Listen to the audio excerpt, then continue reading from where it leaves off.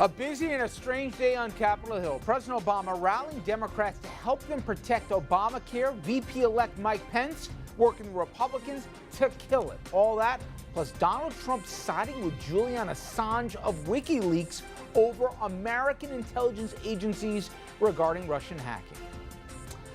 Then our legal eagles here to discuss the biggest cases in the news. We're going to start with Governor Cuomo's controversial decision to commute the sentence of the driver in the Brinks robbery where 2 cops and a guard were killed. Should governors have the power to revisit cases that already had due process in the courts? And Michael Skakel's conviction has been reinstated for the murder of Martha Moxley. We will speak with the defense attorney and best-selling author who says the court is wrong and the defense botched the case. Good evening, everybody, and welcome to RFL. I'm Richard French. Thank you so much for joining us this Wednesday night. And we begin tonight with politics and 2 hot-button issues taking up all the oxygen in the nation's capital today: Obamacare and the Russian hacks. Now, those conversations, including some political heavyweights. Senior political correspondent Andrew Whitman, he joins us with the details. And Rich, let's start with Obamacare. Democrats huddling with President Obama on their next moves trying to protect the president's signature policy issue, while Republicans hunkered down with the incoming vice president, looking for ways to tear it down. As he left the Capitol, Mr. Obama was asked his advice for Democrats. Look out for the American people. The president urged his party to mount a public campaign highlighting individual stories, those who have benefited from the Affordable Care Act and what they stand to lose.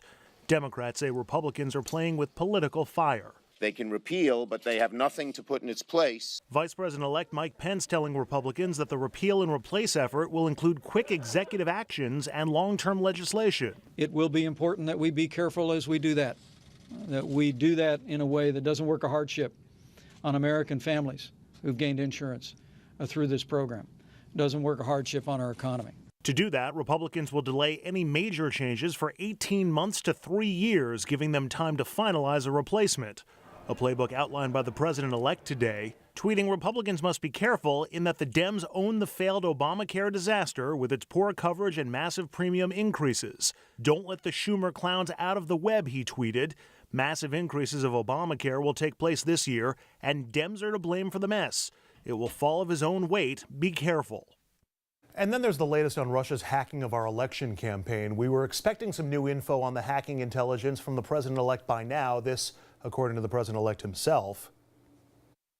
I also know things that other people don't know, and so they cannot be sure of this situation. Like what do you know that other people don't know? You'll find out on Tuesday or Wednesday. Mr. President-elect, what? All right, but last night Trump tweeted out that his briefing was delayed until Friday because, in his words, perhaps more time needed to build a case. Very strange. Or maybe it's not so strange. The administration saying there was no meeting with Trump scheduled yesterday and that Trump's Russia briefing would come Friday with the FBI director and the director of national intelligence doing the actual briefing, an appointment you might expect the president-elect to remember. But the most strange and recent chapter played out last night. Fox News' Sean Hannity did a sit-down with WikiLeaks founder Julian Assange.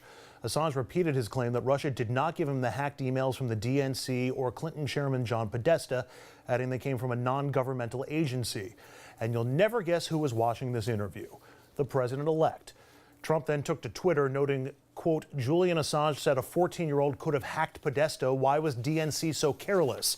Also said Russians did not give him the info.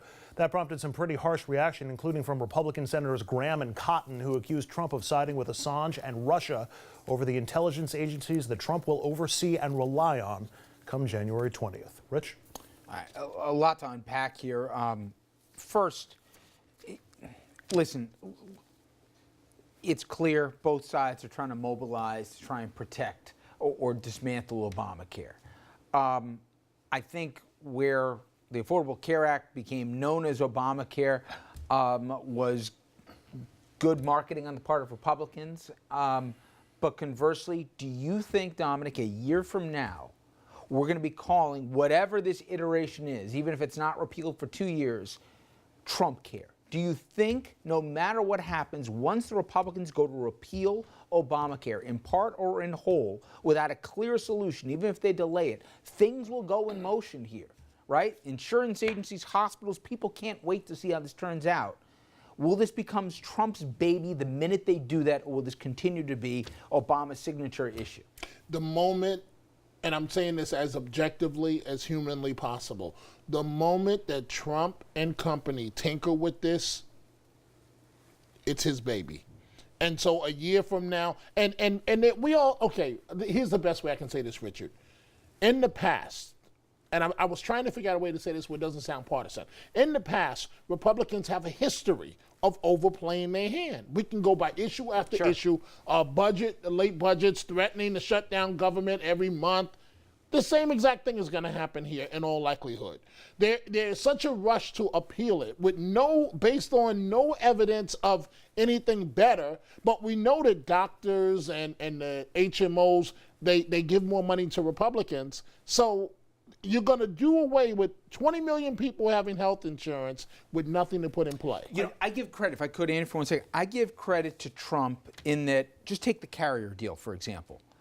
Now, the devil's in the details, but he said it was 2,000 jobs, it was 700 jobs. Doesn't matter. He owned the news cycle that day and probably the next day because, hey, here he comes into Indiana and he saved jobs. Now, if you look, $16 million is actually going, that went back to him to automate jobs, to take away human labor. Again, leave facts out of it, I guess. But nonetheless, he got the optics. The problem with Obamacare from the very beginning was 20 million more people got health care. Kids got to stay on their parents' coverage plans. People with pre-existing conditions weren't kicked to the curb here. The caps weren't in place. I can go on. But they never put a face to this. Do you think that now it's not theory? People have it, and they'll lose it. And then all of a sudden, somebody will say, my mom couldn't get her cancer treatments because all of a sudden these Republicans came in and they took it away. Will they finally be able to put a face to this, or will this still be ephemeral? Look, all of this is going to come down to a PR campaign and who wins the argument in the Court of Public Appeals as to whose healthcare system it is at that point. You asked Dominic before. And you know, the Democrats, if they're smart, will peg this entirely on Trump and say he's the one who's taking it away. The problem is that the people won't feel the pain of that removal because they're going to be delaying the process. So it really comes into a hypothetical. Dominic might lose his health care coverage. He might have this problem coming down the road. Figuring out how to turn that into practical and single-person issues could be a little bit more difficult for Democrats, but it's an argument that I think Obama's trying to get them to make, and that I think they have to win if they're going to have any leverage in this whatsoever. And just real simple, everybody. The next statement I make is not up for debate. Republicans 60 times, 6-0, voted to repeal it because they knew it would never get past the president's desk. But now they can. But the problem is everybody knows they want to keep the stuff people like, the stuff I mentioned, the pre-existing conditions, staying on mom and dad's policy if you're at this 26. But that's the dessert. The vegetable part of this is people paying into it. If you don't have those revenues, you can't do that. There's no other way around it, and no one has offered up a solution to that. I've always said, Mark Burnett, the reality show guy, after this last election, Democrats ought to hire that guy to try and put human faces on these kind of problems because we're in a reality TV age. Now, speaking of reality TV and stuff you cannot make up, Julian Assange. Now, again, we live in the area of convenient memory.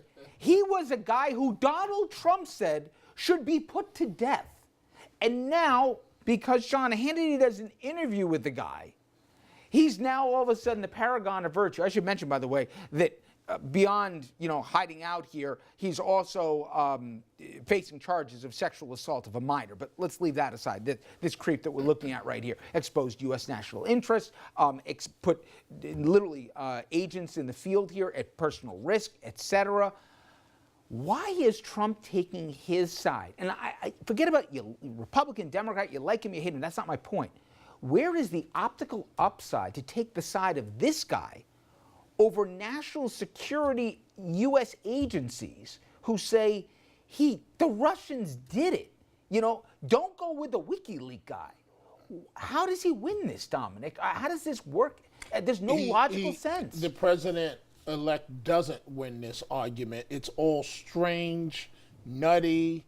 I don't know what else, how to describe it, except to say that Mr. Assange is giving Trump cover. So that's all that counts. And Mr. Assange says, the Russians didn't do it, so okay, let's pack it up in the story.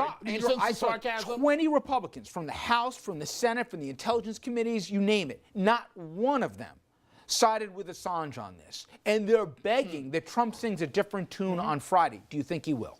No. I think Trump's on an island on this one, and as for why, I can only think of two reasons. The first is if Assange and the whole Russian hacking was specifically intended to help Trump, to a certain degree it delegitimizes his victory, and it lends credence to the people who think he shouldn't be president at all. And it says, well, he wouldn't have won if it hadn't been for the help of the Russians. The other one is so beyond the pale, it's on the lines of the Manchurian Candidate. I'm not going to go there, but there may be some vested interest. We had talked during the campaign about perhaps Russian oligarchs' money finding its way into Donald Trump's hands when his bankruptcies happened in Atlantic City, or other investments into the Trump organization that came from Russia.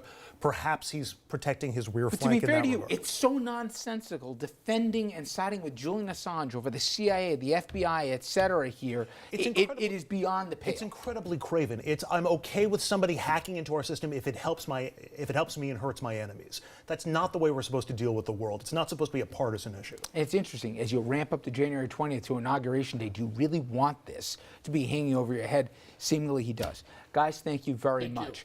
Coming up next, Governor Cuomo grants clemency to a woman serving 75 years for the Brinks robbery in Nanuet where 3 people were killed. Judith Clark, she's now eligible for parole. She could get released decades early. We'll discuss and debate whether in fact that's right and fair.